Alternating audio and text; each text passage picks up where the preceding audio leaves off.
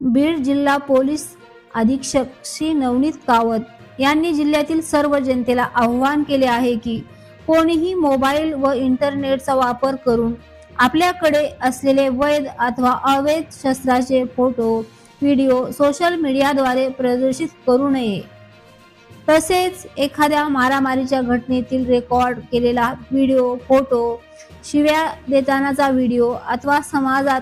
दहशत किंवा भीती निर्माण होईल अशी कोणतीही पोस्ट कोणत्याही सोशल मीडिया अकाउंट वरून शेअर करू नये अथवा फॉरवर्ड करू नये। तसेच ज्यांनी कोणी यापूर्वी अशा प्रकारचे पोस्ट सोशल मीडियाद्वारे प्रदर्शित केल्या असतील, शेअर केल्या असतील किंवा फॉरवर्ड केल्या असतील त्यांनी तात्काळ सोशल मीडियावरून डिलीट कराव्यात। समाज माध्यमावर सोशल मीडिया अशा प्रकारे कोणीही शस्त्राची मारामारी